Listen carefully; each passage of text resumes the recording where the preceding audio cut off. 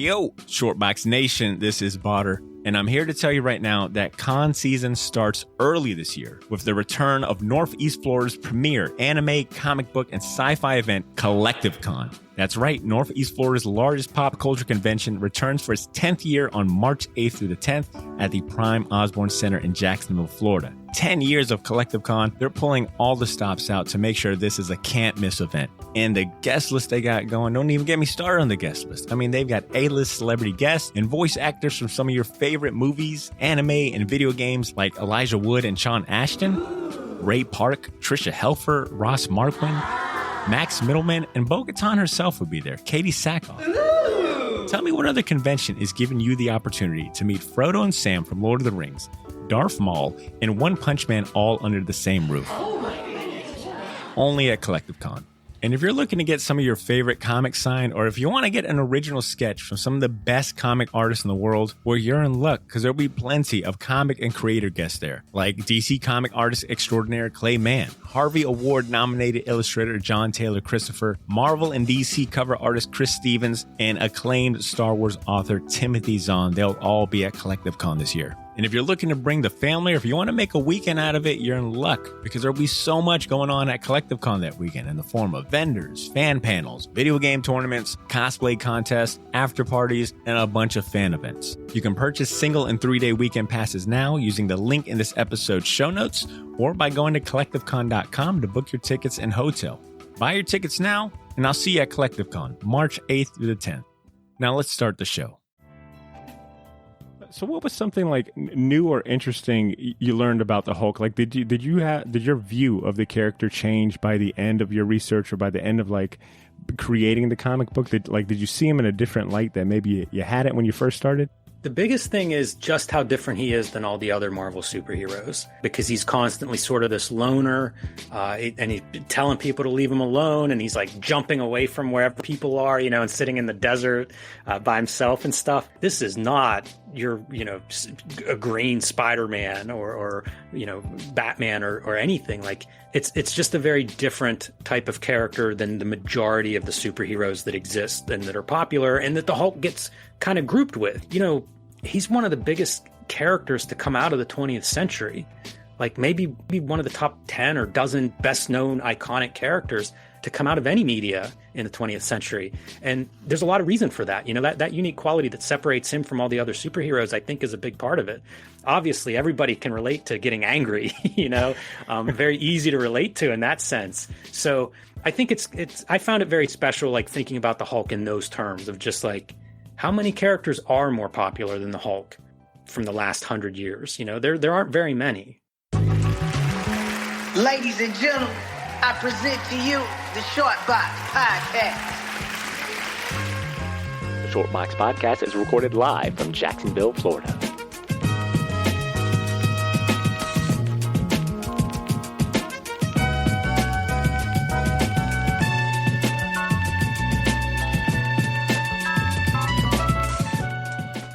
Yo, Shortbox Nation. Welcome back for another episode. This is episode 352. If you're tuning in for the first time, welcome to the podcast. We appreciate you tuning in. My name is Botter Milligan. Today, I'll be bringing you another excellent conversation with Eisner and Ignatz award-winning comic creator Jim Rugg. Most of you might know him from being one half of the extremely popular comic book YouTube channel Cartoonist Kayfabe alongside co-host Ed Piskor. Check that out if you haven't. This is actually Jim's second time on the show. Jim made his first Shortbox appearance in episode 299 when he was doing his rounds promoting his book Octobriana 1976.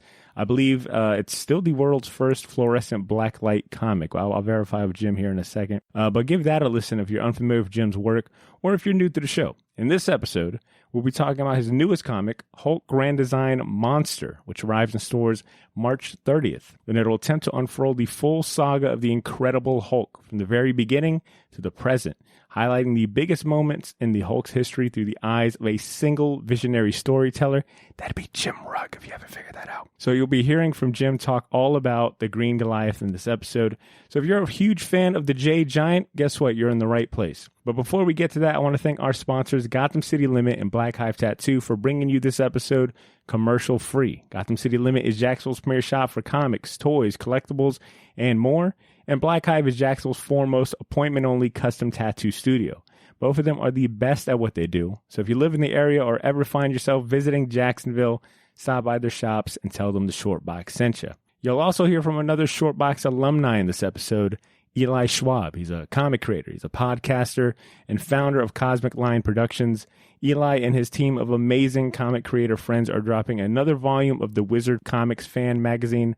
The book contains over 420 pages of absolute comics love. It's being promoted as the ultimate giant-size exaltation of comics new and old. But I'll let Eli tell you all about it himself and how you can pre-order it later in this episode. With that out the way, let's give it up one more time for our sponsors and finally bring on our esteemed guest. It's our privilege to welcome, once again, a man who has contributed so much to comic culture, and all he's ever asked for in return is the simple marching order to read more of them.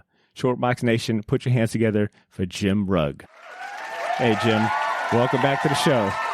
Hey, Bar. Great to be here. Hello, Shortbox Nation. That's super cool. Yeah, that's what I'm talking about, man. They love you, dude. I know I probably don't have to use too much of my imagination in assuming that, Octobriana was a huge success. I mean, that's the last time we really talked was you were doing your runs and promo run for Octobriana. It was one of our best played episodes. And it's crazy to think it's been that was 2 years ago. That was October 2020.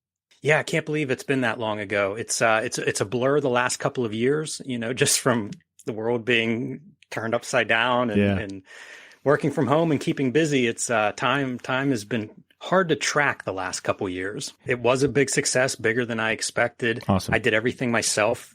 Well, I worked with Ad House Books, who actually worked with the printer, but I did all the packaging and shipping for the Kickstarter, for the crowdfunder for that book. One-man USPS right there. It was intense. There was a couple of weeks of just packing and shipping and signing things. Pretty intense, but knock on wood, it was a great experience, and it kind of changed the way I thought about comics and what I can do. It really feels like with crowdfunding, that's like one more avenue of publishing and creating something really directly from me to somebody that, to my fans or somebody that's interested in it. And that was my first time doing a crowdfunder.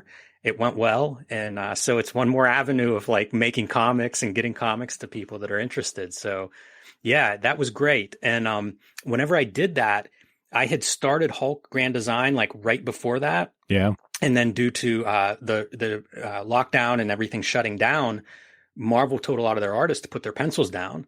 And so that's kind of when I did Octobriana, was in this couple of months of what's happening, what are we going to do right now?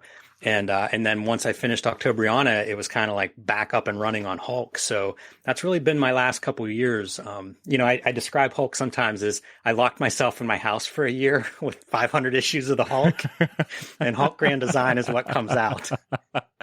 When you made the announcement, and I believe, did you make the announcement on, was it social media? Was it Instagram, or was it on the Cartoonist Kayfabe channel that you first made the announcement of hey, I'm doing Grand Design, it'll be Hulk?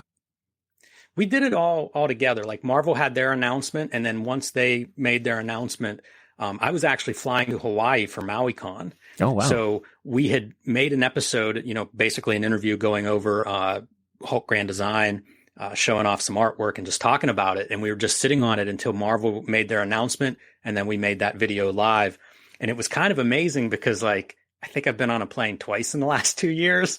And one of them was whenever Hulk Grand Design gets announced. So, get on the plane, nothing is happening, land, and I had 1,000 messages. I bet. And it was cool. It was one of those special moments of this is incredible. So yeah, we had a few things just scheduled, and then, social media, all of that stuff was sort of I knew when Marvel was going to announce it, and then just had all that stuff ready to drop afterwards. The day that you made the announcement, and I want to just maybe specifically on Instagram when it was being shared, I had it sent to me so many times. I had a few close friends who are big fans of yours.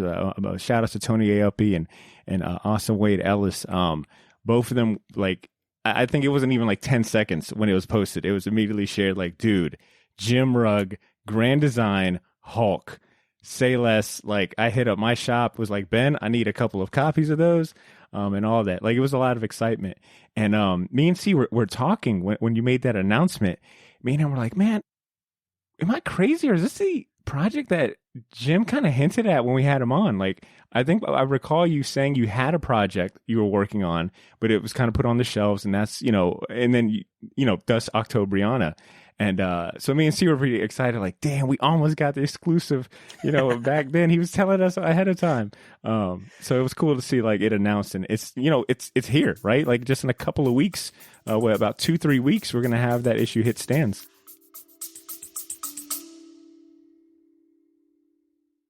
Yo, this is Botter. Sorry for interrupting this episode, but I'll keep it brief. I wanted to let you know about a massive sale we have going on over at the Shortbox store on all of our merchandise and apparel. That's theshortboxstore.bigcartel.com. You can now save 20% off your entire order using the discount code YOO, Y-O-O. So if you've been waiting for the right time to finally buy that gauntlet snapback, or if you ever wanted to buy any of the shirts you see me wear on the podcast, well, now's your chance to get them for a steal. We still have a few sizes left of everything, but they won't last long, and once they're gone, they are gone. And then I mentioned that all of our apparel is screen printed on high quality material. None of that heat transfer or direct to garment stuff. Our shirts are some of the most comfortable ones you'll ever wear, and the hats look even better in person. So wear your support for the Shortbox Nation proudly, knowing that you're going to look damn good doing it. Get to theshortboxstore.bigcartel.com as soon as you can, and don't forget to use that discount code YOO, Y-O-O, to save 20% off your entire order. All of this information can be found in this episode's show notes if you want to get there faster. Thanks for not pressing fast forward. Now back to the show.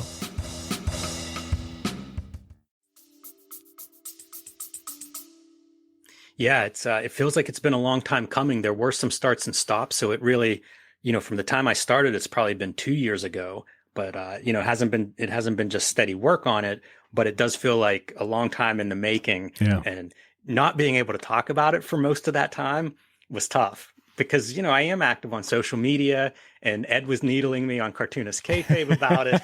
So yeah, I noticed. Yeah, it was like a secret I was carrying around, and by the time I got to actually just get it off my chest, it was very welcome to be able to tell everybody finally what it was. Before we dive in, I gotta ask, because you brought it up. What is a comic convention in Hawaii like? Is it just a trip to Hawaii that happens to be, a comic convention also taking place, or vice versa? What is that like? It was fantastic. It's the only one I've been to. It's MauiCon, and it's run by Alika Seki, who runs Maui Comics. Oh, cool. And so Maui's a relatively small island, and I think he's like a monopoly on comics there. But I can it's imagine. incredible, like the books that he gets. Like, there are a lot of comics fans there because the collections that he shows us stuff from, it's really phenomenal. And I think the other islands have comics culture as well. So like we met a lot of people that came in from other islands. But it was great. It's the first show that I had done since lockdown. And I think probably for a lot of the people that attended, it might have been their first show, being able to attend a show since then. So it was just like a bunch of people that love comics and hadn't had a chance to be in a room with other people that love comics for a long time.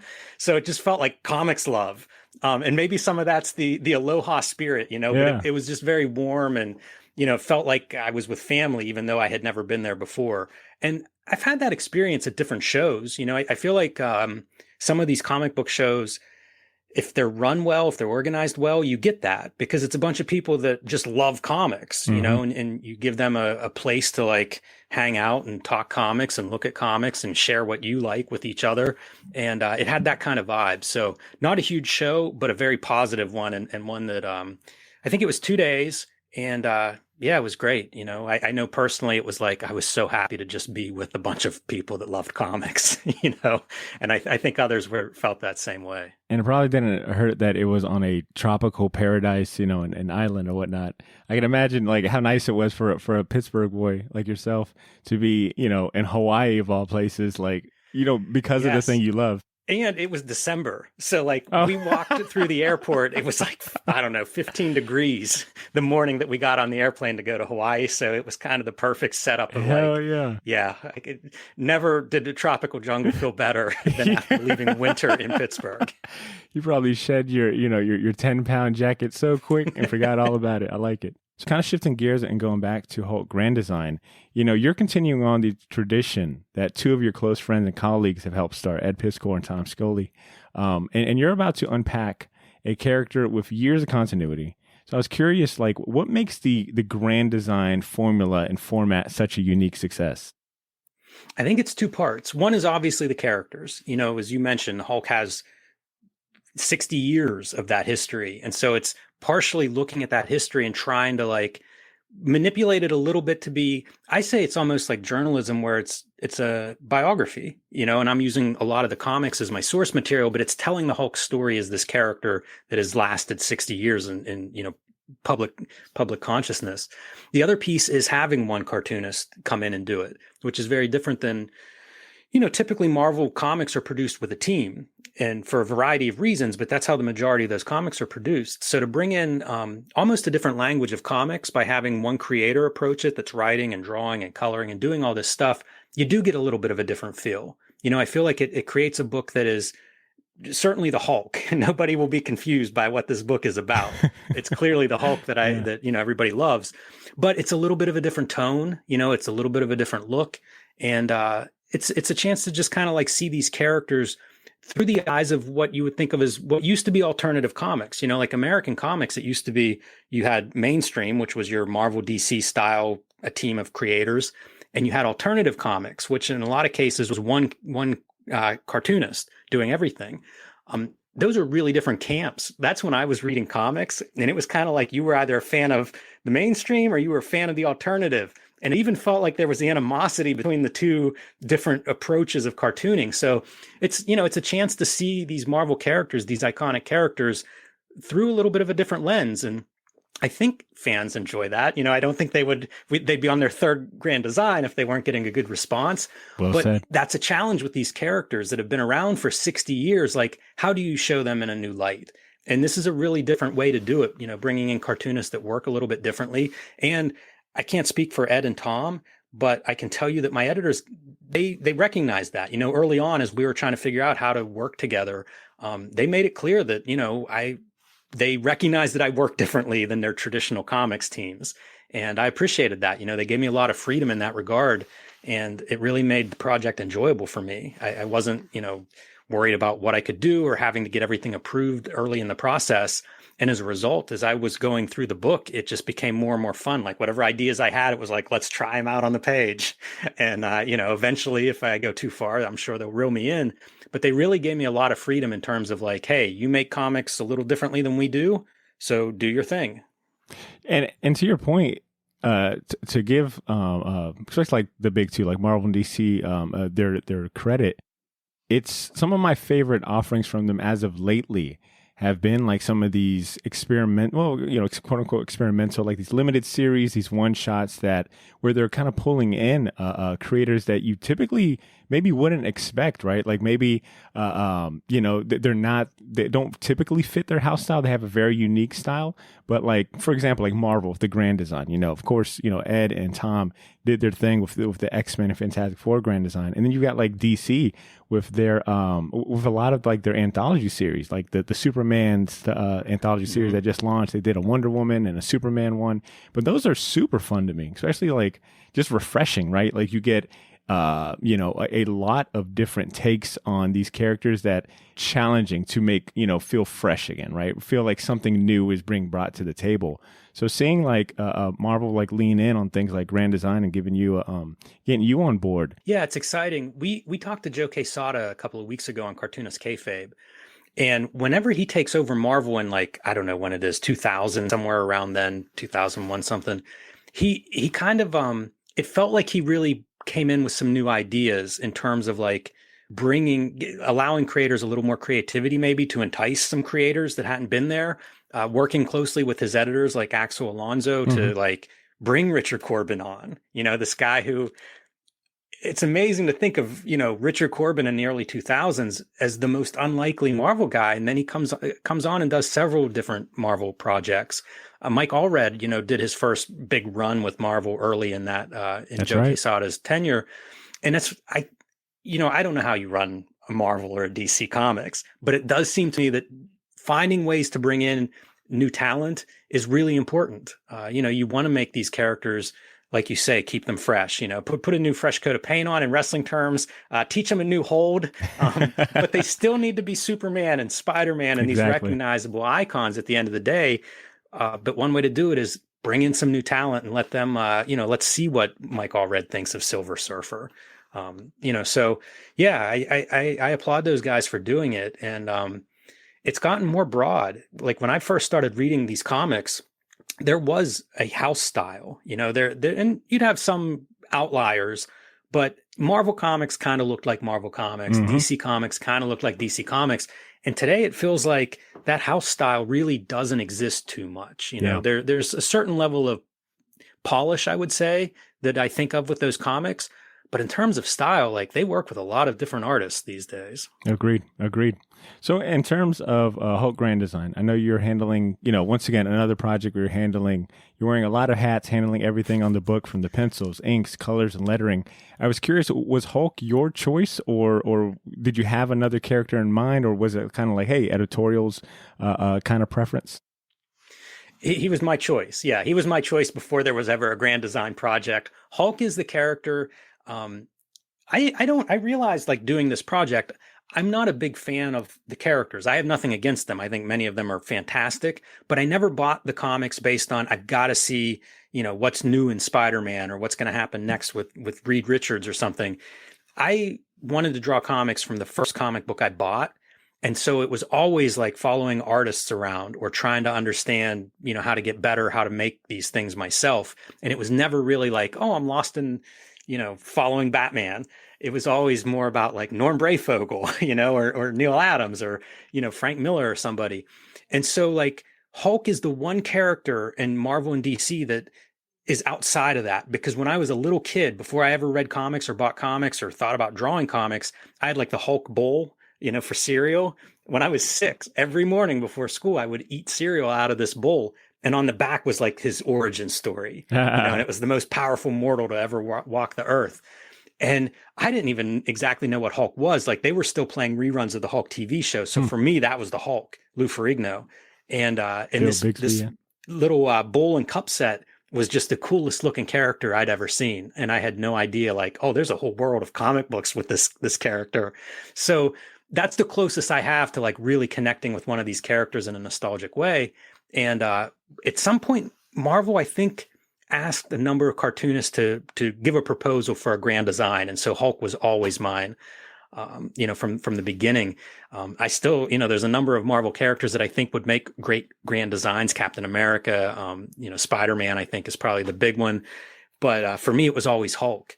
And doing the grand design just made it like more clear to me how special Hulk is, because you sort of have a bunch of superheroes. And Hulk is not a superhero, like Hulk is a monster, maybe the scariest thing ever, but not a hero, like at best he's an anti-hero. And it really makes him different, I think, than like the rest of the Marvel universe. So yeah, it's a character that I went into liking, definitely my favorite of the Marvel stable, and a character that I came out of liking even more. The more I dug into like his series and stuff, it was even more clear, like this is such a good character. So yeah, it was my first and only choice.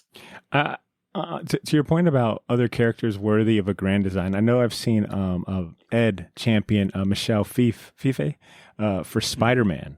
Who do you think, I guess, among like some of your favorite cartoonists in the industry today would excel at maybe doing a grand design? Like, who would you want to see doing a Captain America grand design?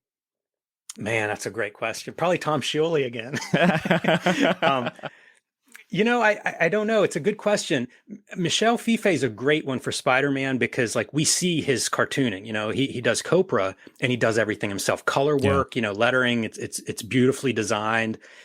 Clearly loves superhero, comics and characters, and he likes Spider-Man. So like, that's a no-brainer.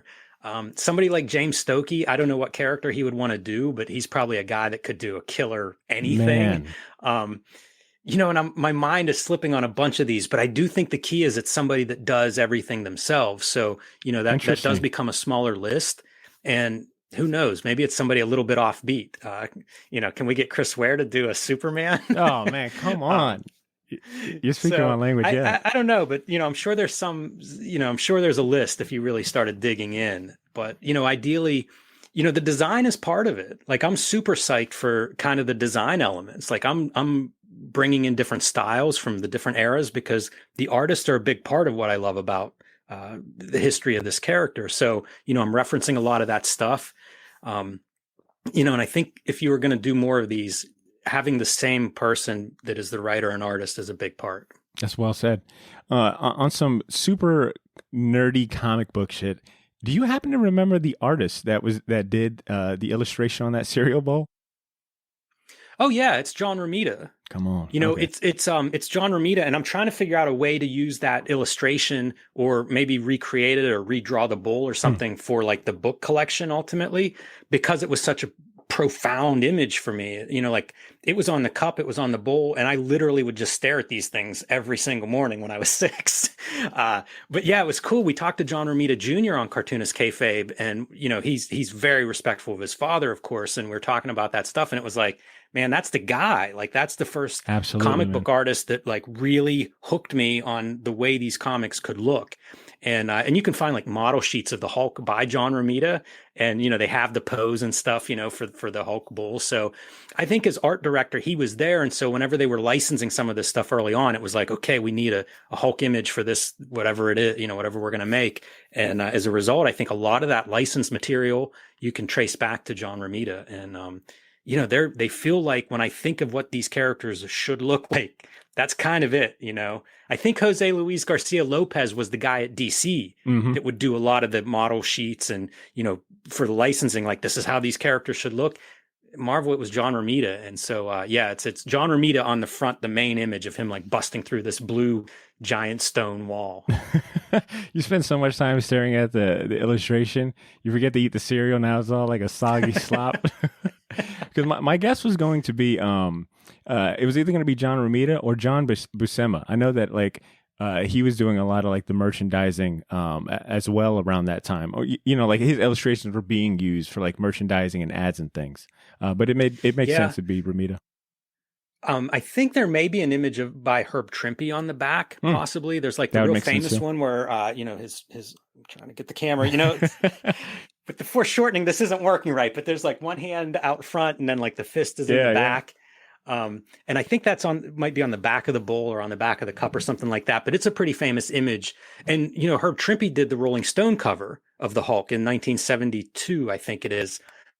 And I have an image of that in the book, because like some of the stuff that I'm referencing, it's not just what happens in the comic. It's also sort of like, hey, Hulk had a TV show for 5 years. Yeah. Or, Hulk was on the Rolling Stone cover way before the TV show. It wasn't a tie-in. It was just like Marvel was becoming popular, and Hulk and Spider-Man were like their two biggest characters. And so, that's Herb Trimpe did a lot of art that like posters of the Hulk and stuff like that. I've never seen this Rolling Stone cover. This is from 1971, which makes, sense. That's golden age Marvel right there. And I guess is this a Ditko Captain America? There's like a UK edition of Rolling Stone, 1969, and it's got Captain America on the cover. It looks like Ditko. I don't know, because Ditko's out of Marvel by 69, so I don't know whether that would have been his work. It could have been reappropriated. True. The Rolling Stone cover was an original piece. Simultaneously, and it'll appear in the grand design. I hope I'm no spoilers here, but at the same time, Hulk was being done as manga by half of the team from Lone Wolf and Cub was part of the manga team that did the Hulk. And so like I recreated a manga cover featuring the Hulk. And it's that same period, like 71, 72 in Japan, there's original Hulk comics being created, concurrently with that Rolling Stone cover, to give you some idea of like, this is Hulk around the world, appearing in these different media outlets. I cannot tell you how excited I am to, when I get done with this, to look up a Hulk manga. And if it's done by who I think you're saying, because half of that team would be of Lone Wolf and Cub. The artist was Goseki Kojima, I believe is how you say his name. For the last 3-4 months, I have been devouring every Lone Wolf and Cub like volume. I'm up to volume 10 at this point. I've read everything on Comixology. I had to go on. I had to go buy the rest of the volume. So I've been on like this Lone Wolf and Cub kick. So for you to say that, the possibility that Goseki might have illustrated a Hulk manga has gotten me hyped. I can't remember if it's him or Koike writing it. Yeah, it's one of those too, though. I remember coming across that, and it's been now like many months and a lot of Hulk pages and comics. But it was kind of a cool revelation to me, coming across that and seeing like timeline and stuff. Because again, it's pretty early on. I mean, that's Hulk at like 9 or 10 years old, finding original material and a publisher in Japan producing it. So clarify for me real quick. I know I'm terrible at math, so I might need your help here. I know the Hulk is celebrating, I believe, his 60th anniversary this month, maybe this month That's or right. this year. But you've mentioned, and I think 2 separate interviews that I've read, that you'll be covering 40 years of his history between these 2 books, between Grand Hulk Design Monster and Madness. And not to sound ungrateful in the slightest, but is there a reason for that 20-year gap? Well, once you do the math on it, that's the main reason. And I had pitched possibly doing that last 20 years, but it also is, I touch on it a little bit. I have an epilogue in the second in Madness, and it covers certain things like Hulk 2099. Yeah, again, I don't want to give away too much, but of course there are some gigantic Hulk storylines after my run ends. I basically end whenever the first volume of Incredible Hulk ends, but I still keep going in the epilogue, and I go into the future a little bit because, again, I don't want to give away too much, but I touch on some stuff that goes beyond those first 40 years. But the original, the first volume ends, I think, in the late 90s, and I can't tell you the exact year, but maybe 98, 99, something like that is when that first volume ends. And it seemed like a good endpoint with, again, the caveat that I do have several pages of epilogue that kind of like continue the Hulk story, but not quite in the detail that comes before it. Just because, I'm putting 500 issues into 80 pages. Yeah, and, right. It's like what, almost 10, maybe over 10,000 pages of comics. Over 10,000 pages. That's crazy. It's wild. But the first challenge was like, how does this organize? Like what's the big story, and then how does that break into comic books? Because we always complain, so many comic books don't deliver the satisfying amount of story. So if we were going to publish this as comics, I needed them to work independently as like, yeah, if you pick up Madness #1, you'll be satisfied. If you pick up just Monster #1, you'll be satisfied. And there were these like perfect breakpoints in the Incredible Hulk Volume 1. The first book covers like up to issue around 300. And that's where we start to see like Banner and the Hulks, like their consciousness sort of fracturing. And you start to get the sense of like, these are almost different personality types within this one mind. And so it was like the perfect place, because up to that point, it really is just it's kind of monster of the week. It's really the Hulk is this monster who often is fighting other monsters. But around issue 300, it starts to shift, and we start to see like the internal parts of the Hulk and the different personalities and the origins of that. And, I'd credit Bill Mantlo and Peter David as the 2 writers that really took this monster and started to say, what can we do with this character? How can we show the Hulk in a different way? How can we keep the Hulk interesting?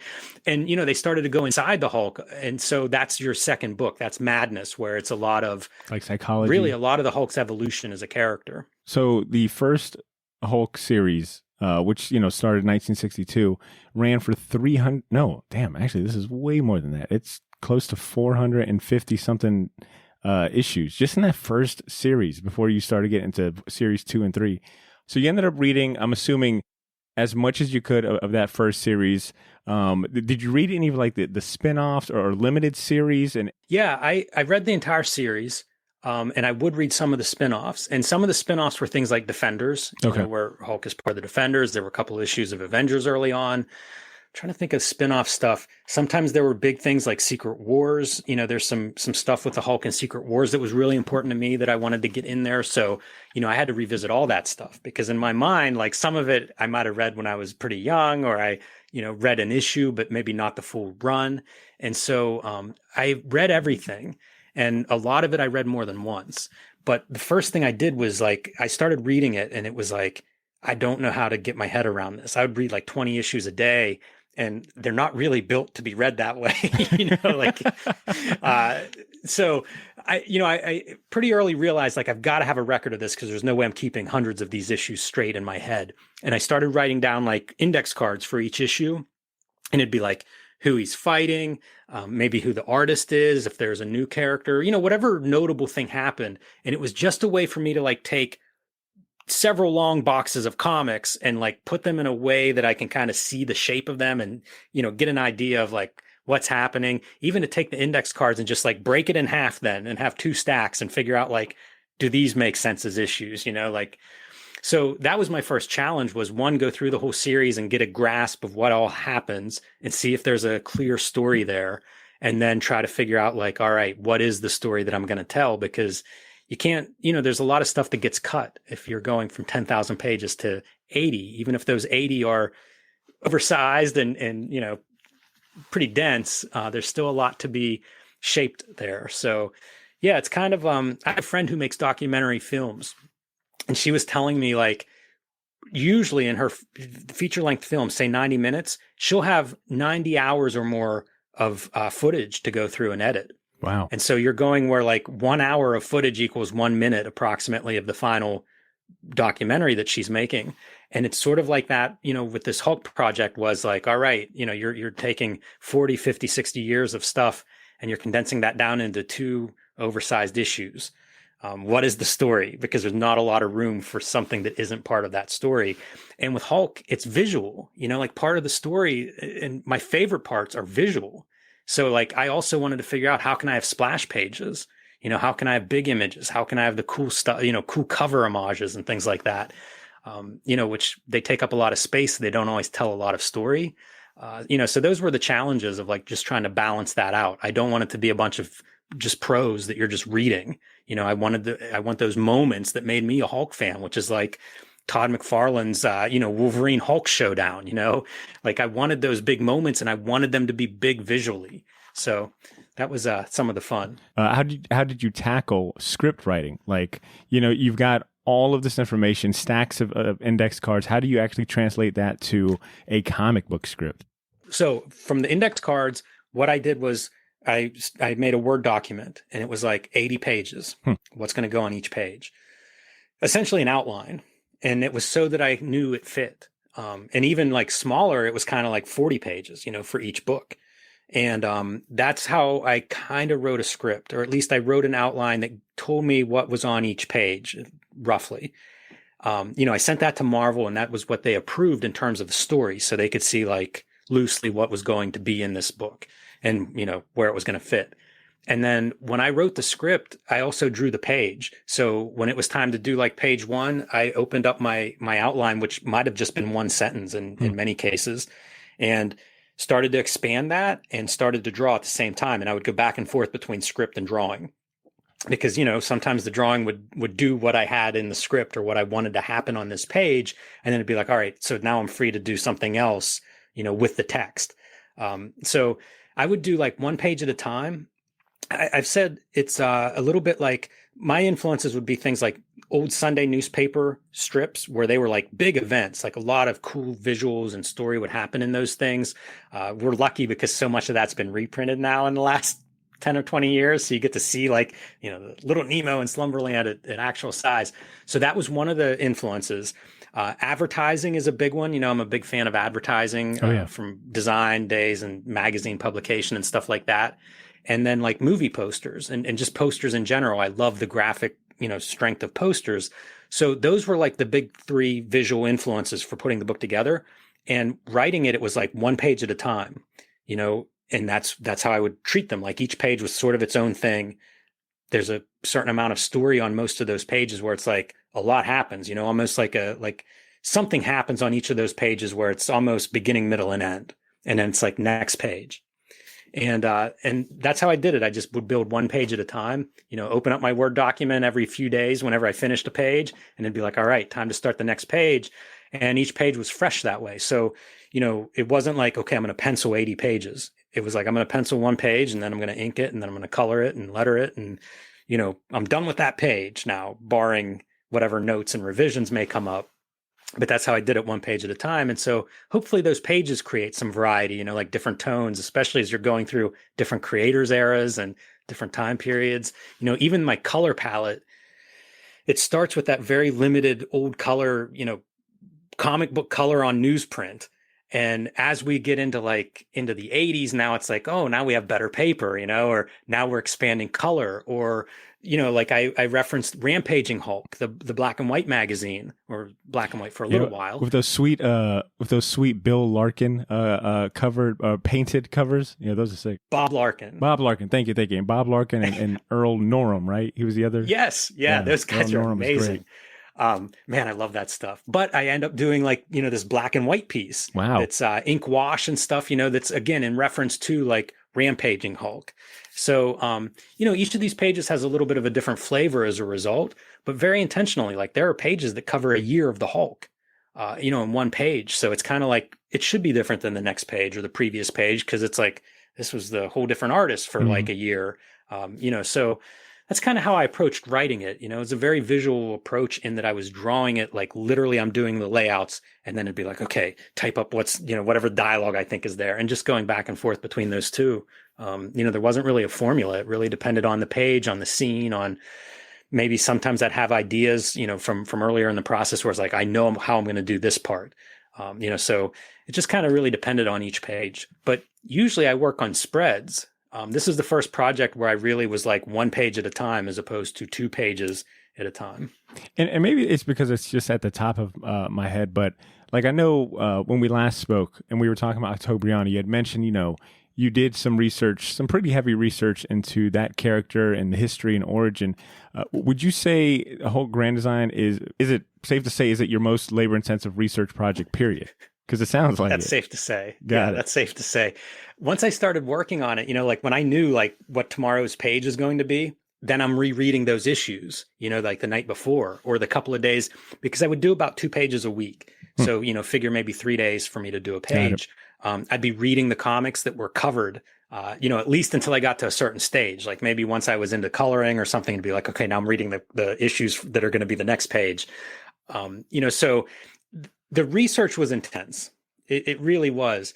And I took one thing I took away from it is, for people listening who love comics and you have a favorite character out there, if you haven't read like one of these big runs, like 40, 50 years of a character, I would recommend it. If you're looking for something different as a reader, it was really, I liked that experience a lot. Like being able to sit down and really kind of like watch this character, watch the world change. You can see it in the ads and the editorials. It's really an interesting way to experience these characters. So, if you love one of these characters, like I would say, go read this stuff, because now I don't know now what you can get. I think Comixology has changed some of their reading stuff, but you're able to access this stuff now in a way that's doable. That at different points in the past, you would have had to track down very expensive, hard to find issues to do this. Now they're available in reprints. You can get some of it from libraries. I was borrowing Hulk comics from people. It's funny just trying to assemble access to all this stuff.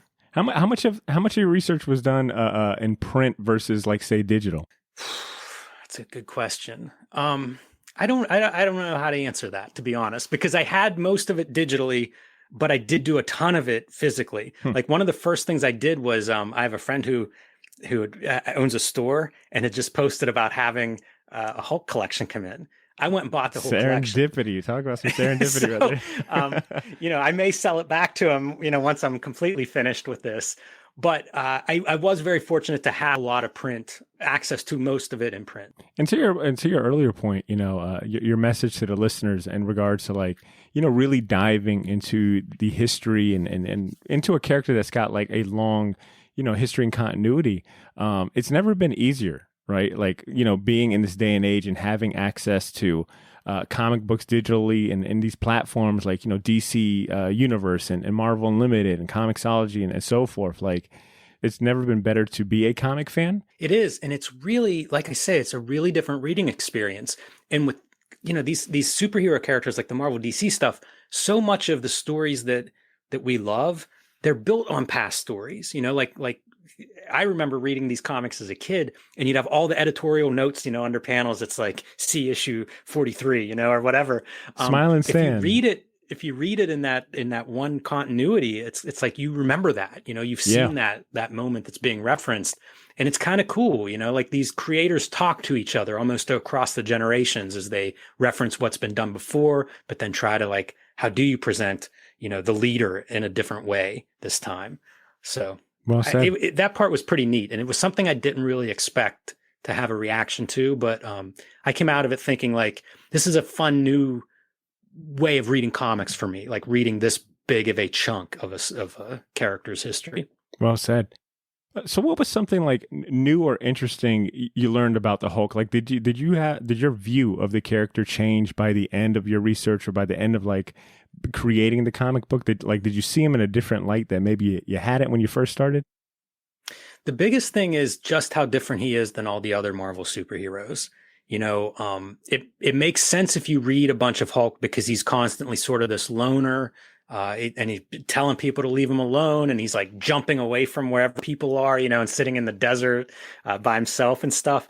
But reading it, like, it's really clear, like, this is not your, a green Spider-Man or Batman or anything. Like, it's really a different character than all the other superheroes. And that was cool to me. Like, I guess I kind of suspected that, but after reading it, it became very clear. Like, it's just a very different type of character than the majority of the superheroes that exist and that are popular and that the Hulk gets kind of grouped with. It's part of the Marvel superheroes, but he just isn't a superhero. He's this totally other kind of character that makes him very unique and special, I think, as a character. And, he's one of the biggest characters to come out of the 20th century.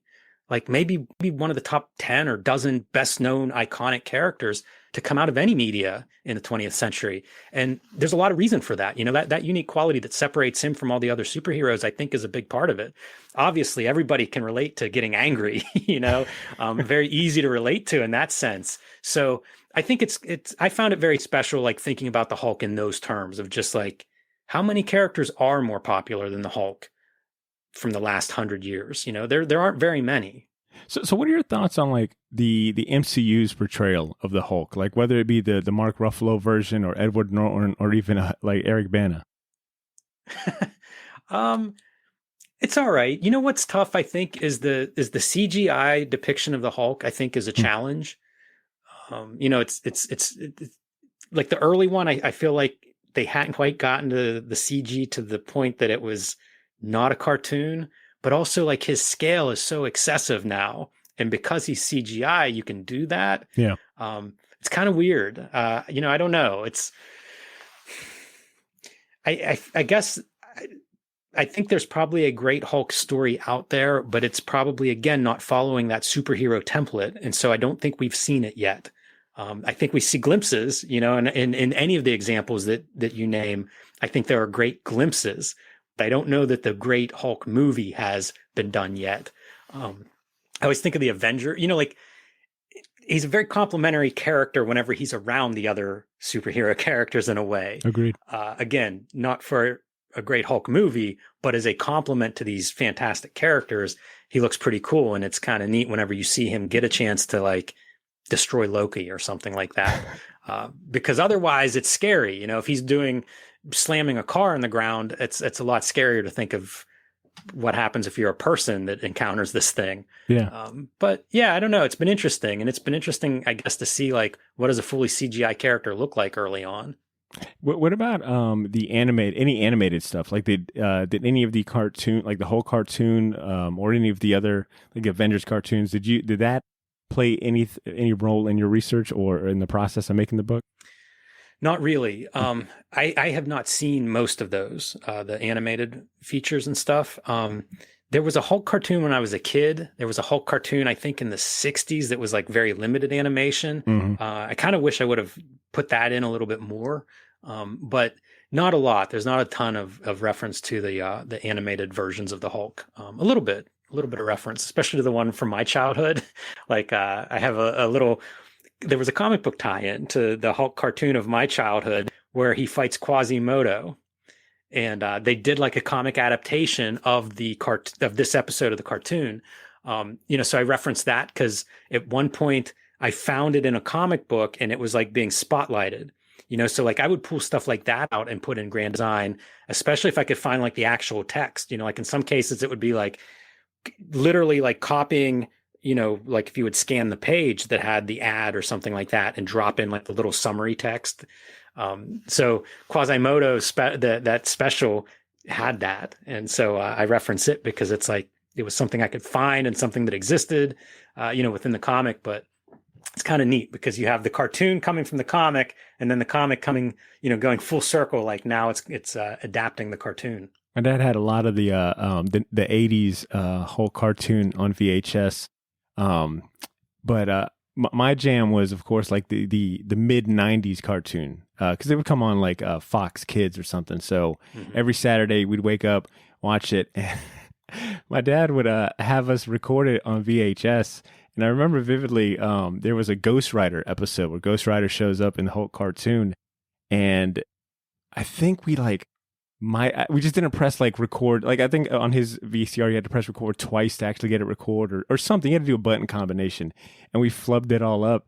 And he had called us from work, and he was like, "I heard Ghost Rider's on this week's episode of Hulk. I know my boys recorded it." And we were like, "Yeah, Dad." And he comes back home, and it's like blank, and he's like, "No." I remember us getting like a very detailed. He had us like basically test again, like, all right, how do you record? So that's hilarious. Yeah, man, that's such a funny reference point. Like you mentioned how accessible all of this material is today. Just in the 90s, like you had to make sure you recorded it if you wanted to see Ghost Rider. Exactly, because you weren't sure the next time you're going to see another like Marvel hero in any of the cartoons. They always had like the villains, but the cartoons were different.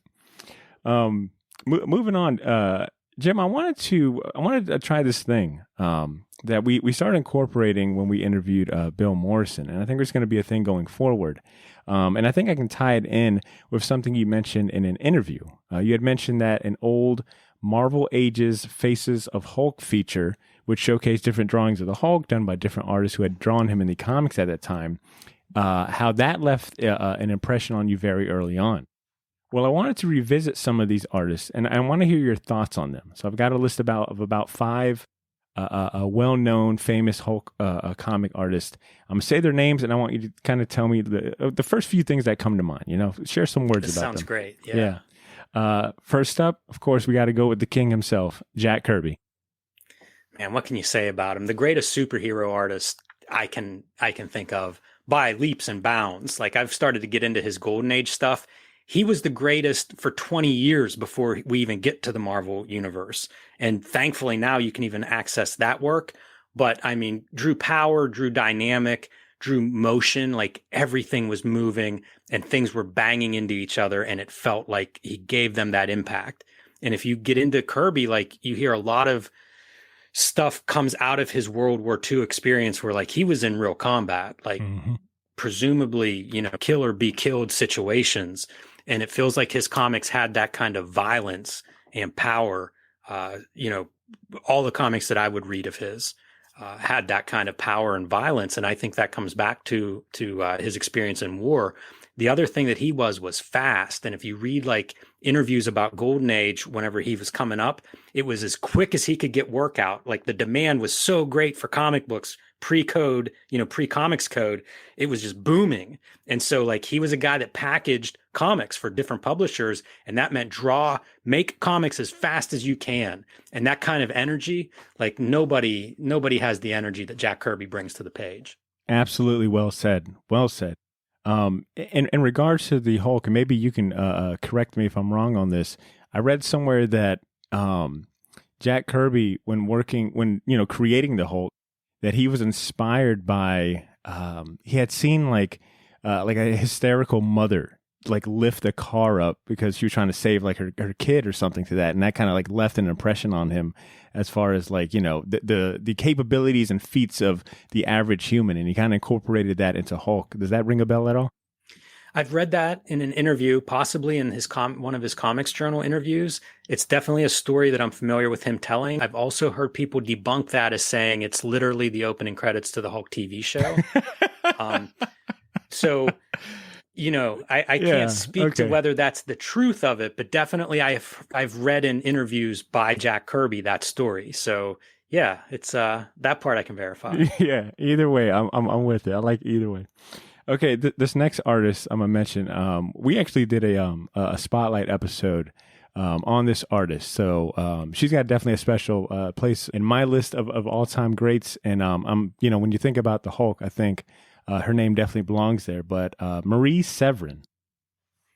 Yeah, she takes on Hulk in like the Tales to Astonish era, and then whenever the Hulk comes out of there and back into the Incredible Hulk series. A longtime Marvel bullpenner. John Severin was her brother, and she actually started her comics career at EC Comics. Again, going back to the golden age and the pre-code era of comics.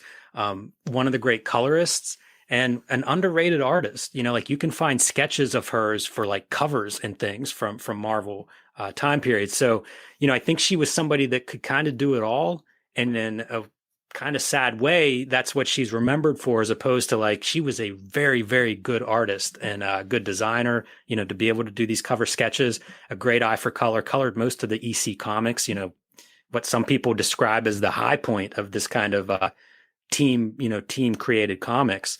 And it's someone I regret not reaching out to while she was still alive, because one of the most remarkable careers in comics and a lifer.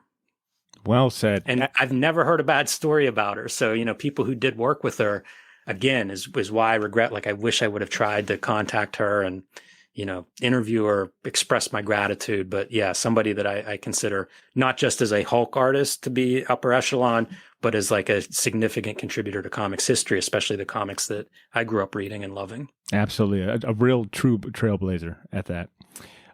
This next one, I'm going to cheat because, they're brothers, but, when you think of the Hulk, I can't pick or choose between these two. So I'm just going to say the Buscema brothers. All right, man, I'll pick for you because I love John Buscema. I got How to Draw Comics the Marvel Way within a month of starting to my comics reading and wanting to draw comics. Love John Buscema. I think he's phenomenal. Man, guy can draw anything. I don't know how much Hulk he drew. I've seen Hulk drawings of his and they're phenomenal. But when it comes to like as a Hulk artist, Sal Buscema, rereading The Incredible Hulk, that was what I came away with. Was I thought Herb Trimpe was the best Hulk artist, and he's great. But Sal Buscema is the guy I came away from going, that's the Hulk that I think of when I think of the Green Hulk, the Monster Hulk, the most powerful mortal to ever walk the earth. It's Sal Buscema's Hulk that I see in my head. He drew Hulk like this triangle shape, man. He was like a pyramid the way he was built. And, that's your power base. Like just this massive, like his center of gravity was practically his feet, amazing. And a fun cartoonist, he's inked by a lot of different inkers. So you get to see kind of a variety of like his layouts and his cartooning filtered through like different polish. They're all fantastic. Really able to get that rage and make Hulk a cartoon. And the challenge with Hulk is, like he's not, the other superheroes, he doesn't have a human body.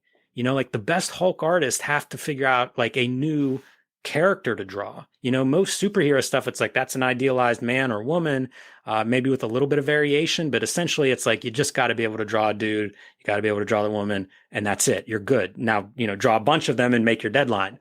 Hulk's a third body type. And nobody did it better than Sal Buscema. Well said. I'm not even mad at that. I think I lean more towards Sal when it comes to Hulk.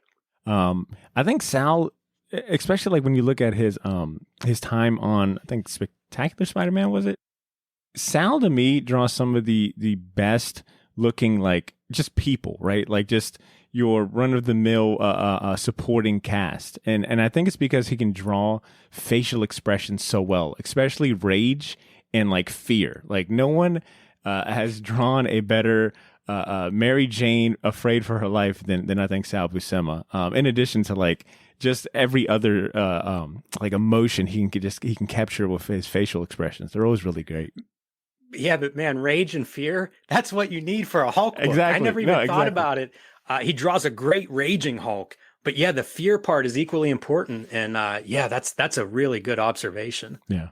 All right. This next artist is someone I think draws, in my opinion, one of the most dynamic and grotesque versions of the Hulk. But I want to hear your thoughts on the Todd father himself, Todd McFarlane. Yeah, love Todd McFarlane. One of my favorite Hulk drawings of his is from the Marvel Universe books. He was done drawing Hulk whenever I started reading comics. So like I was able to buy some of the back issues and like a reprint of some of them. But where I really like I would copy the McFarlane Hulk from was the Marvel Universe books where he draws this gray Hulk. I love the gray Hulk. And McFarlane draws him like on the page all like scrunched up so that you can kind of like if he stood up he'd be bigger than the page. And that was so awesome to see because it just made him bigger than life, bigger than all the other characters. And that's what he did in his when he would draw the Hulk. One of his last Hulks was the Gray Hulk versus Cosmic Spider-Man, and it's a phenomenal picture. I think the cover sold for I think that was the one that sold for like $600 and something thousand, a record at the time. The original art. Is that the one where Spider-Man's like uppercutting a Hulk into the logo and everything? Yes. Yeah, it's a great classic cover and a great issue. But Hulk is just, he never looked like he weighed 1,200 pounds more than he did when McFarlane drew him. He was square shape. I talk about the shape of these guys. McFarlane drew a square gray Hulk and it looked like you couldn't knock him over with a howitzer. Like he was just so heavy looking. And so, when Spider-Man punches him into orbit, it really is an accomplishment. Yeah. But McFarlane drew, he drew a Hulk like no Hulk I had ever seen. He did look like an animal. He did look scary. It really was a grotesque monster of a Hulk. Gray Hulk era, for McFarlane's Hulk. And some of my favorite Hulk stuff. But it's also McFarlane coming into his own, which is kind of a cool wrinkle, as a fan of his art. He starts out as the new guy, and by the end, it's like, oh, this is the dude that's now going to redefine Spider-Man. Like he really comes into it and kind of peaks around that Wolverine fight, which is one of the great fights in Hulk comics. So it's not just cool poses. It's like whenever they're throwing down, it's a pretty brutal fight. Well said. And if Todd McFarlane draws Hulk like he looks like he weighs 1,200 pounds, I think just the way he draws like his eyebrows and his brow bone, that's about 800 pounds of that 1,200 right there. Like it always looks so heavy and like dominant. I love it.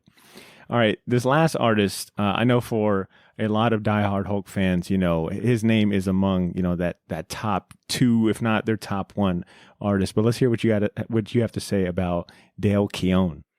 Del Keown's my guy. Del Keown is I bought all of the Del Keown Hulks as they were being published, at my little magazine shop in my town in the middle of nowhere. And was like, whenever he left the Hulk to go do Pitt, I had to find a comic book shop. That was like the impetus for driving an hour to find my first comic shop. Drew a great Hulk, but I have a criticism of Del Keown's Hulk. He was the guy who drew the synthesis of the Hulk. Like whenever all the Hulks merge together and they come out as like what I'll call the Professor Hulk, he had the tapered waist. And, part of what I loved about Hulk was how wide he was. He had like the old wrestler, if you look at a photo of like old professional wrestlers, they kind of have this giant like barrel shape for their bodies. And that's what Hulk had. And Del Keown changes it and gives him like the tapered waist. And that always bothered me, but man, he did a good Hulk. Showed some John Byrne influence, like in his rendering and stuff, but was really good at that kind of mass. And whenever he did all the Hulks come together, that was like the biggest Hulk ever. That Hulk looked like he was about 9 feet tall and things were just getting out of hand at that point. But that was a cool run too, because he got to draw like Savage Green Hulk, Gray Hulk, and then, Professor Green Hulk. And that's a memorable run for me, and one that's very special to me, because that's really my Hulk from when I was reading it. Yeah, the way he draws like muscles and definition, like very defined. Everything looks like it's got like weight. Like you said, I think mass is a great term for it. Like it looks like that character has like some like real mass to him. He drew great hands. And the hands, let me let me tangent on hands for a minute. Please, come on. I listen to Adam Carolla podcast sometimes, and he talks about action movies, and gription. He describes it as like the superpower that these action heroes need is being able to hang on to that helicopter by one hand, gription. And I was just reading an article about the NFL Combine, and they're talking about Pickett coming out of Pitt, the quarterback prospect, and how his hands measured 8.5 inches. Holy and if shit. that's too small, you got to have 9 inches as your minimum for a quarterback's hands. And the guy writing the article says there's no statistical information to back that up. What they should measure is grip strength. Del Keown drew amazing hands on the Hulk. They looked like the hands had muscles, like between the knuckles and stuff. Yeah. And it set a tone, like it was a characteristic that was like every piece of this character is a monster and can rip trucks apart and tear down buildings. And it starts with those super muscular hands. And Keown drew those. Like he drew muscles on fingers that I don't think exist. And if they do exist, I don't know how you actually build those muscles, but the Hulk had them. Fantastic description. That actually brings us to the end of the list. So thank you for being a good sport and sharing those great things. Do you have any personal favorite artists that have done the Hulk that maybe people aren't familiar with? Jeff Purvis is the guy I always say here. And Jeff Purvis was actually the artist when I first started buying Hulk, but it was the end of his run. So I got the last couple of issues and it was Joe Fixit. I loved it. I really thought it was a cool looking, like, man, I want to know more about this Hulk because it looked different than what I remembered. But Purvis, like going through and reading the whole run, he drew the Hulk for about 2 years, something like that. I think it's the only major comics he did. And he starts out and he's okay, but like he gets better every issue to the point where like he's really good by the end. And then I don't know that he does more comics. I don't know what he does. I should probably know since I talk about him from time to time like this. But he's a guy that like going back through the series stands out. And there are a lot of great Hulk artists, great fill-ins, like Starlin does one, John Ridgway does one. Oh, wow. That's really a great fill-in. It's like this horror kind of story that's pretty cool. But Purvis has a run and it's strong. And like, I don't know what else he does comics wise, but his contribution to Hulk is sound. And even though like he's doing Gray Hulk, and then I think Sam Keith does a fill-in, which was my first Sam Keith, which is amazing. Again, talk about these fill-in issues that stand out. And then Del Keown comes on like right after that. So like they're both doing the Gray Hulk, but they do a very different version of the Gray Hulks.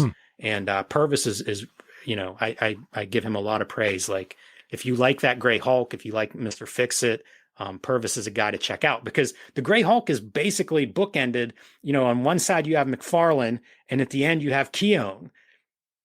Purvis is the sandwich part of the Gray Hulk, like he's the middle part of that run and it's strong. He doesn't have the name recognition of Keown and McFarlane, but he does really good Hulk comics.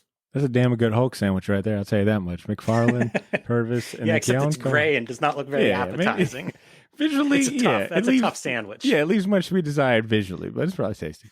Some of my favorite personal faves, because getting this list together kind of got me thinking about some of my favorite artists that drew Hulk. I got to say Lee Weeks is up there. Other than just being a huge Lee Weeks fan, I always thought that his Hulk is like, it's kind of like timely, it kind of evokes like that 60s, 70s Marvel era, but still feels like you could read it, to this day. And it's still like, oh, this definitely fits. This art style doesn't feel dated. And then of course, George Perez, even though he hasn't done a lot of Hulk, I think the Hulk he's done, hell, just the Future Imperfect 2-part, series, I think it was enough to set a precedent and set his like flag in the Hulk lore. So George Perez is definitely one of my favorite guys to have done. Future Imperfect's an important book for Hulk Grand Design. Exactly. Oh, really? Oh, I can't wait. I cannot wait. And then I'm gonna give a special, a notable shout out. Ed McGuinness draws such a compact, fun, like in the best way, cartoony Hulk. And I think when you got to like Hulk with like the Red Hulk and they introduced the Red Hulk, it was just, straight up fun. I sometimes I just love, even though, I was talking about how much the OG series by Lee and Kirby left an impression on me. That Ed McGuinness era of just like senseless just Hulk fights were some of my favorite like Hulks to be collecting in like the mid 2000s. Yeah, I like McGuinness just period. Exactly. His comics, I think are really awesome. I like that cartoony part is really neat. A great Hulk artist, and he did a killer cover for Hulk Grand Design Madness. We just released it this week, for people to see, but it's amazing. I think it's my wife's favorite Hulk covers for all the Grand Designs, but it's a really good one. So if you haven't seen it, check it out. I posted it on my Instagram. It's probably floating around at this point. You can look up, Ed McGuinness. Oh, Hulk I'm Grand looking at it Design right and find now. it. Dude. It's this sharp. is, wow. He did not, like, there is no negative space in this. Like, It's a big cover at all. Hulk. It's so good. Speaking of which, let's talk about some of these variant covers, because you've been sharing a lot of. Can I give one more Hulk artist, and then we'll dive into. No, absolutely, please. I got to shout out Richard Corbin. I love Corbin, and he did the Banner limited series, and it's when I say Hulk scary, maybe the scariest of the Hulks. Corbin and that story.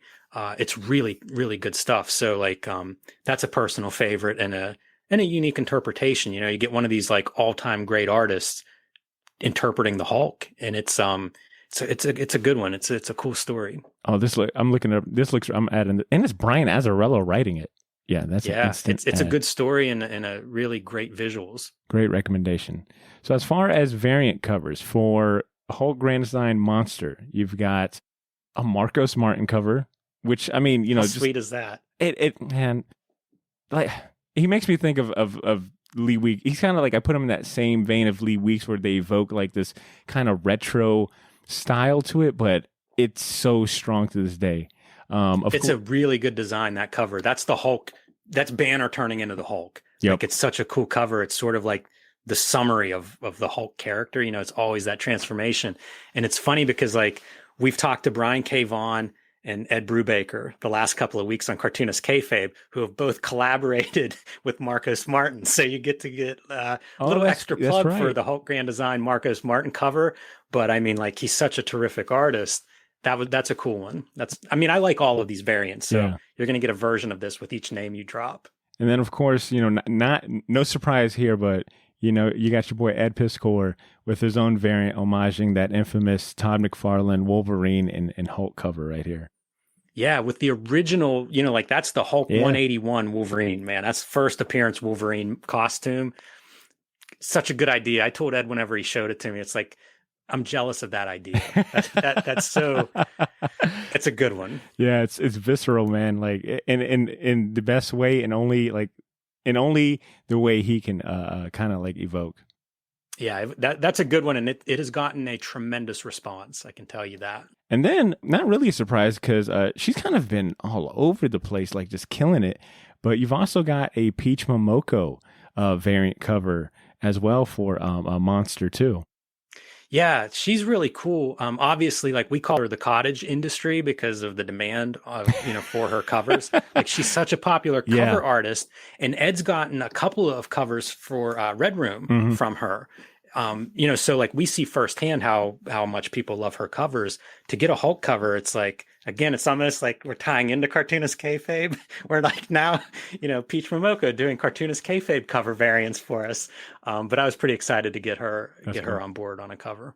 And then last but not least, but this one, so we mentioned that Ed McGuinness is doing a variant cover for Madness, which will come out later in April, and that'll finish up the whole Hulk Grand Design. But last but not least, I don't think I got to mention that you've got a variant cover by Jeff Darrow on Madness as well, which I've heard you speak, a high praise about Jeff Darrow. But how cool is it that he's, he contributed a variant cover? You know what? It's become my favorite part of this whole project because, one, I just admire his work. Like, I found his work on Hard Boiled whenever I was, 13 or 14. And it was just like, I didn't know this was even possible, that somebody could draw like this. The same exact reaction. Yeah. It really kind of like impacted my brain. Like, I was different after I looked at that stuff. And we've gotten to know him through Cartoonist Kayfabe over the last couple of years. And he's just it's been incredible to just be able to talk to him, talk to him about comics, talk to him about how he makes what he makes. And so for his Grand Design cover, I got to color it. Which was this thrill, because if you ever color, anybody that colors this stuff, you're basically staring at the art very closely, for a long period of time. And so that was like a dream project buried within a dream project to be able to work with the Jeff Darrow drawing like that. Yeah, it was just fantastic. A really great experience. And I love the cover. I think it's beautiful. No surprise, Jeff Darrow. Yeah, it looks awesome. Being able to, to have it on my book, it's just really exciting. So in regards to like the variant cover process, like who picks the artist, or do the artists come to you, or is it like Marvel's editorial? Marvel's editorial picked a couple of them. I would send them suggestions, like if it was up to me, we would have done like 50 variants. Like there's so many guys I love, there's a ton of artists that I would have loved to have gotten. So some of it was budget. Some of it was who was available.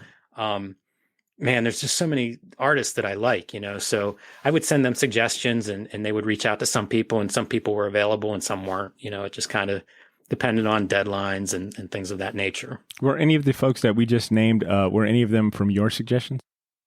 Oh, yeah. Several of them were from my suggestions. Yeah, I'm very happy with the variant cover artists. We've talked a lot about your research process, and, you've kind of hinted at certain runs and things like that. But what would you consider or recommend as far as like essential Hulk reading for new or interested comic fans that, want to get into the Hulk and get like the full experience? Oh, man. I have been asked this before, and I don't have a satisfying answer, because it really kind of, I think there's a lot of good places. Peter David, I think, really takes the Hulk and makes him his own character. And I think that almost everybody that's followed has been influenced by Peter David's run.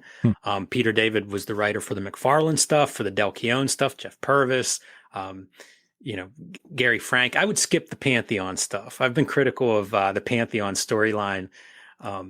But, start somewhere with Peter David. Probably that's a fairly accessible place. If not one of the newer runs, people talk about Immortal Hulk. Like, I don't think you're going to regret starting there. Not at all.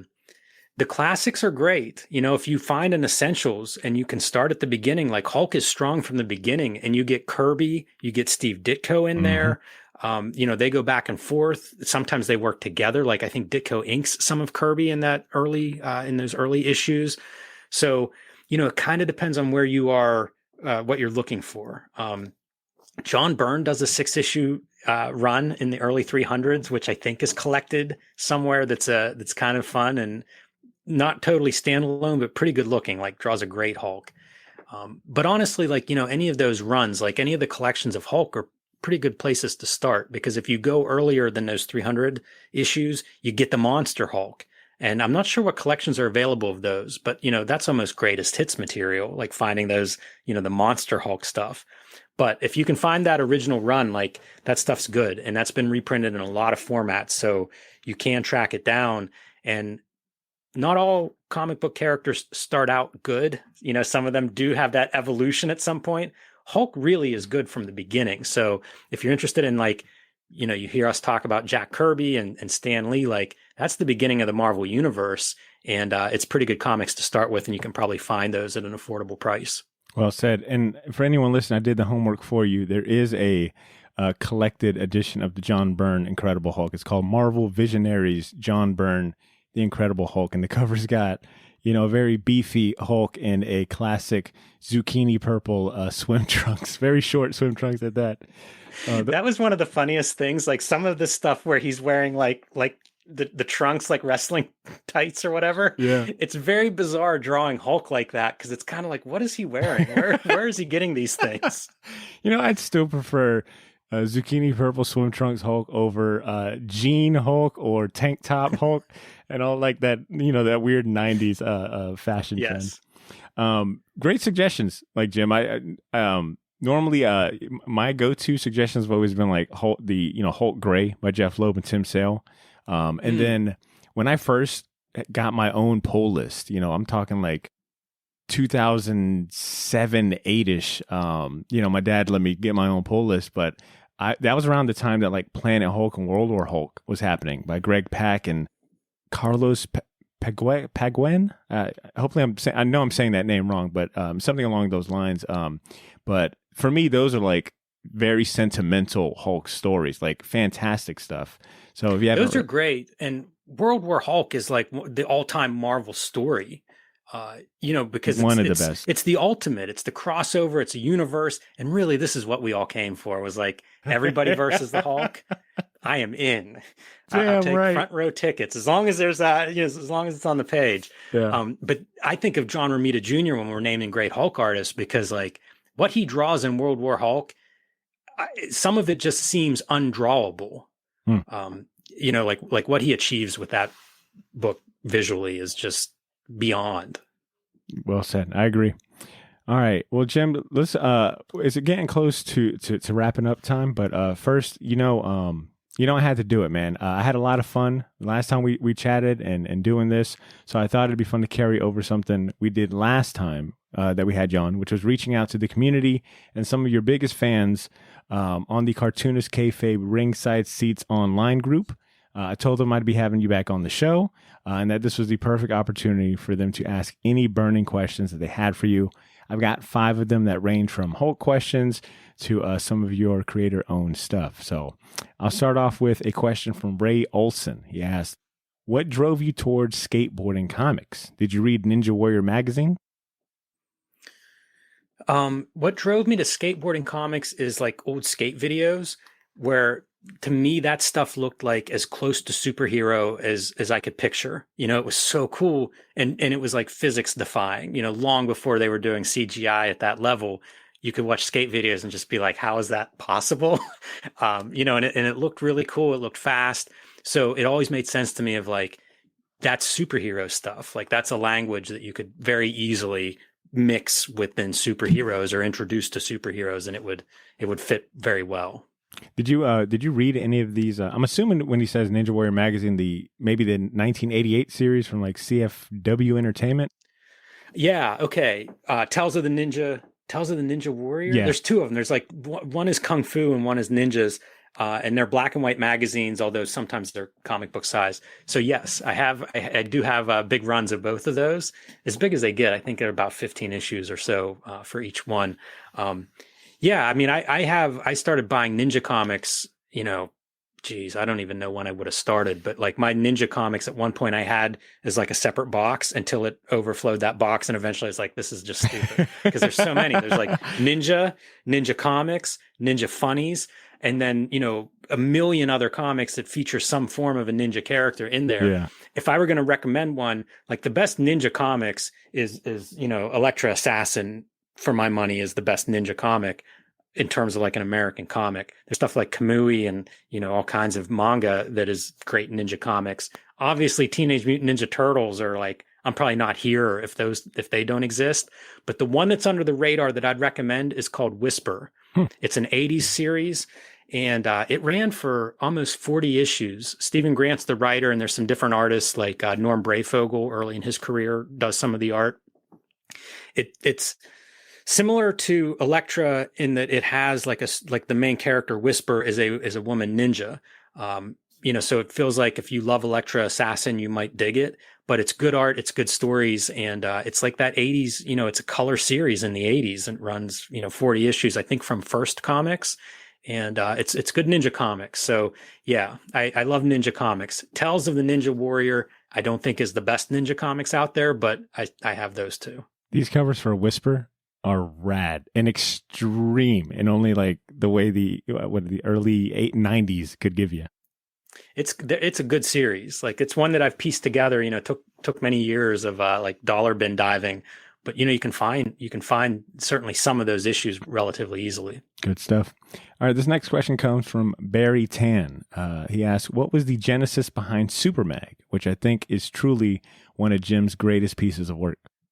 Man, I love Barry Tan. Barry Tan did a Street Angel comic in darker images, which was like a fan anthology. It's like this 200-page incredible like fan comic. And Barry Tan did a Street Angel versus Kid Killer Kincaid from Spawn that is just the greatest comic. So I'll never stop thanking Barry Tan for making that comic. It's amazing. Super Mag's inspiration is I went to design school in the 90s, and it was like after desktop publishing had really like, maybe late 80s that happens. The first people to really apply desktop publishing stuff were the magazine designers, because it was like, here's the way you're going to make the magazine from now on, go to it. And so you got a bunch of like wild design stuff happens in the early 90s in magazines. And that's when I'm in design school and we're looking at these guys like David Carson doing Ray Gun magazine and stuff. You can even see the back cover. Super Mag's a wraparound cover of like two wrestlers, and one of them's all tattooed up and has a ray gun tattooed on his stomach like it's tucked into his waistband. And that's my tribute to like David Carson and Ray Gun magazine. But design is sort of like, I idolized these magazines that like people could take chances. They were turning them around quickly. So you would see just all this radical stuff being done. Whenever I got into, like as an adult, like print really went through this transition, especially magazines where they just died, like they were the biggest things ever until the 80s or early 90s. And then they kind of go away. There's still magazines, but it's not what it was. Like that was a gigantic industry. And when they went away, it was like, oh, I'm never going to get to design a magazine. I got a job as an art director for this print journal for a couple of issues.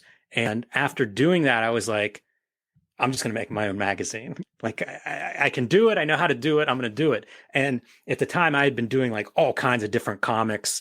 I was doing original art as like single pages that were supposed to look like old comics that like one page survived, because that's how I'd see original art, just one page out of a longer story. I was doing illustration. I was doing journal comics. I was doing short stuff for different places like New York Magazine. I did a story for, and Cinema Sewer I did stuff for. And so I had like all these different pieces of comics, and I didn't really know how they fit. They weren't one big story. And the magazine is how I realized I could put them together.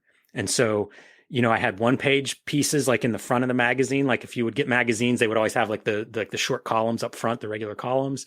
And then I got into like the bigger pieces, because that's how magazines would be laid out, as like, this is the feature articles, or, the longer pieces.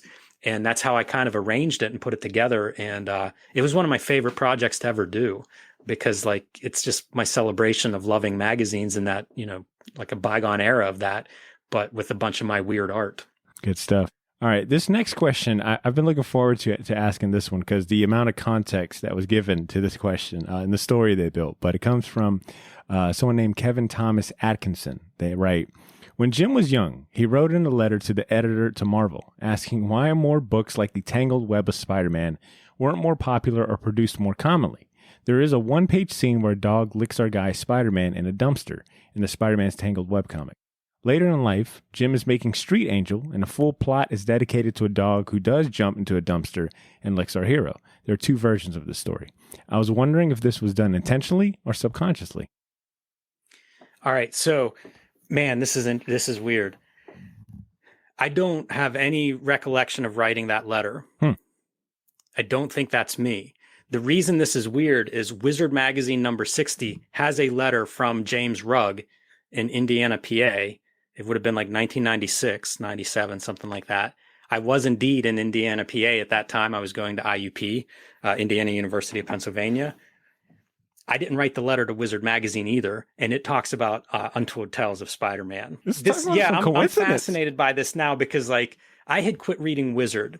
I only recently discovered that there's this letter by James Rugg in Wizard magazine 60, because I quit Wizard in like 30. So now there's another letter by a Jim Rugg or a James Rugg, and both letters talk about Untold Tales of Spider-Man. So there's some consistency here, but like, I swear this isn't me. Dude, the James Rugg conspiracy.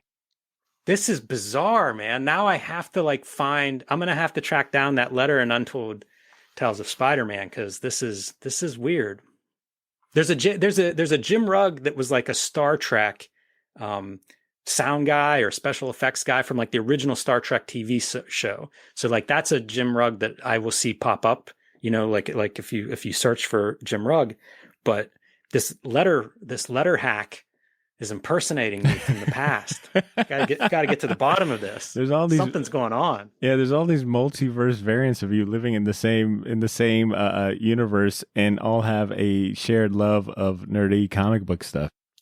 I'll say. Yeah. And then is doing like Street Angel's dog comics. Yeah. Like it all is just, my reality's crashing. Yeah. Kevin, you might have opened a bigger can of worms than you thought, man. This is wild. Yeah. Thanks, Kevin. All right. Next question comes from Jeff Deal. Jeff writes, have you read any of The Immortal Hulk? And if so, what did you think of it?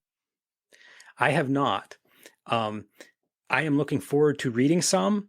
I was hearing so much about it whenever I was prepping Hulk Grand Design that I thought I can't read it. Whenever I did the first Street Angel, I had not read Tank Girl up to that point, and people would compare Street Angel to Tank Girl, and it was like, I can't read Tank Girl while I'm making this because I don't want to, be influenced by it. And I had the same reaction to Immortal Hulk. So it is on near the top of my to-read list, and I am looking forward to it because of everything I've heard about it. It sounds amazing, and I have looked at it, and it looks amazing. So it is on my short list, and one that I will be getting to soon as I, as I'm pretty much wrapping this project up. But it's something I look forward to. It should be exciting to read because, again, I've heard nothing but great things about it.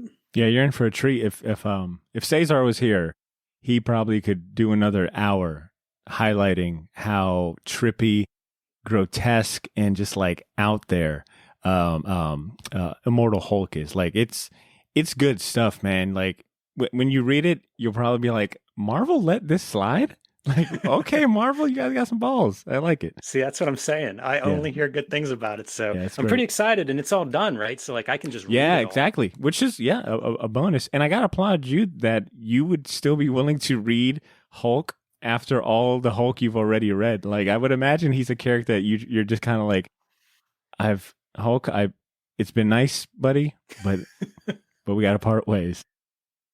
Well, I'm not quite done yet, so yeah. All right. This next one comes from Sam Sahones, and hopefully I'm saying that last name right. I apologize if not. But they ask, was Please Don't Make Me Angry, You Wouldn't Like Me When I'm Angry, a TV-only thing, or in your reread, did you come across it in early issues as well? I don't remember seeing it in early issues. If it does pop up, it's not a regular expression. It's possible he pleads with somebody to leave him alone or, don't make him angry. But yeah, that's not, that sounds like the TV. I'll give TV credit for that one. Shout out to you, Bill Bixby. You got that one. All right. Well, that brings me to the end of my list of questions from the Cartoonist Kayfabe Ringside Seats Facebook group page. Just want to thank all you guys that chimed in and sent in a question for Jim. Well, Jim, it has been a fantastic time, man. We don't have a lot of returning guests, so I can probably count them on maybe two hands at the most. But you are definitely someone that we were excited to have back. It sucks he couldn't join us, but I know he'll be listening back and cheesing from ear to ear. So thank you so much for being willing to come back on the show and talk about what you got going on. I am hella excited for Hulk Grand Design. Like I said, I've got it on my pull list. I've got some extras ordered. So listeners, I'll probably be doing a giveaway for some of those extra copies. So stay tuned to our social media. But Jim, is there any parting words you want to share? And of course, shameless plugs. Where can people follow you and keep up to date with what you got going on? Yeah, you can follow me on Twitter and Instagram at JimRuggArt, all one word. All I post are pretty much comics. I used to say comics and cat pics, but I haven't posted any cat pics in quite a while. So if you like my comics, that's the place to go. I have a Patreon, patreon.com/JimRugg. I have a bunch of out-of-print zines and mini comics there you can download whenever you join. I show a lot of process, original art, scripts, basically how I make the comics I make on there. Certainly Cartoonist Kayfabe, that's my YouTube channel with Ed Piskor. We post videos daily, interviews with creators. We've been reading legal transcripts of depositions and courtroom testimonies, kind of a different angle of comics history. We review a lot of comics. We look at the comics that we love and comics that influenced us.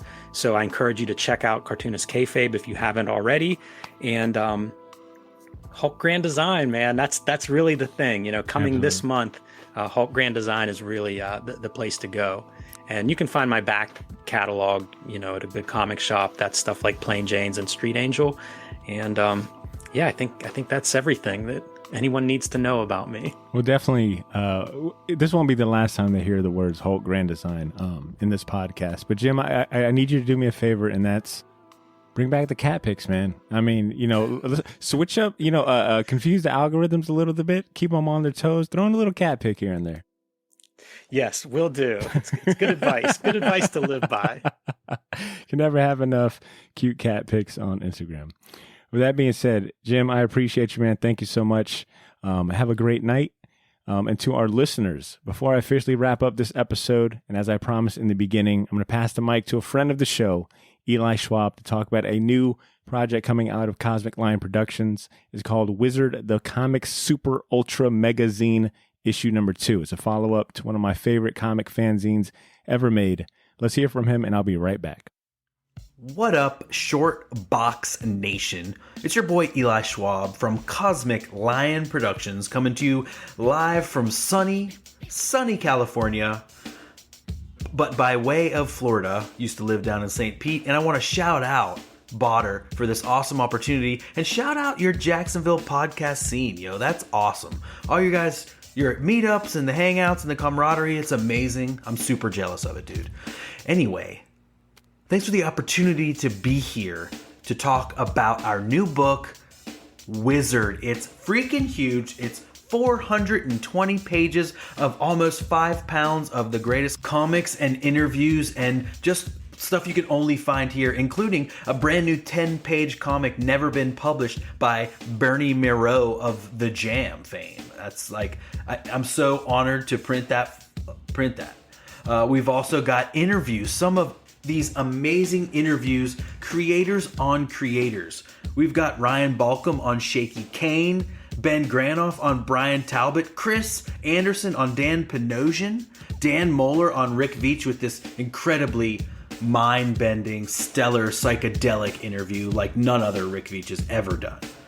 I interviewed Bill Stout, an amazing dude who is one of the only people who's been a guest at all of the San Diego Comic-Cons, including when, as he says, it was just him and Jack, and trained under Mobius, and is this amazing artist. Designed the movie poster for Wizards, Ralph Bakshi's Wizards. I think you might recognize that image. Anyway, just an amazing amount of people in this thing. Amazing interviews. We feature stuff from Jim and Ed, from Cartoonist Kayfabe. Humongous shout out to those dudes for making an awesome channel that got an amazing group of people together, this amazing Facebook community that was able to create something this freaking awesome. All right? Thank you guys for being in this. We've got amazing other stuff. I uncovered a comic that both Kirby and Ditko worked together on in the same panel. So tune in to see what that's all about. It's a old school comic. All right, guys, thank you so much. Another huge shout out to Botter, who let me have this time. Shout out to Cesar, who me and Botter and Cesar had an amazing conversation on a previous episode of The Short Box, so check that out. Shout out to Ashley and Ed, who I have yet to meet, but I'm looking forward to. And you can check out me on my 3 podcasts, Cosmic Lion Radio, Can I Thwip It, and The Devil in Detail, the Grendel Reread podcast, where we're going through all the Grendel issues leading up to the amazing Grendel Netflix series that's about to freaking blow up. All right, y'all. CosmicLionProductions.com for all this and more. Now back to the show. Shout out Jim Rugg. Well, there you have it, Shortbox Nation. Thank you for hanging out with us this week. You're the best audience a show like ours could ask for. But it's time to close out this show. Next week, the full crew will be back to talk about the Batman movie. So if you've seen it twice or thrice or 4 times or however many times, by the time this episode comes out, you just need to be just a little more patient, but it'll be worth the wait. That review episode will drop on Wednesday. Of course, if that's too long for you to wait, consider subscribing to our Patreon channel. You'll get access to bonus content like video versions of these episodes, the ability to vote on episode topics, and you'll get access to our spin-off show, Pilot's License. It's all about the best comic book cartoons and animated shows, and we just dropped an episode analyzing the exceptional X-Men animated series. Go to patreon.com/theshortbox right now, or click the link in our bio to subscribe. In the meantime, give us a follow on social media if you aren't part of the bandwagon already. But most importantly, take care of yourselves. Have a great day, and please continue to make mine and yours Shortbox. We'll talk to you soon. Peace.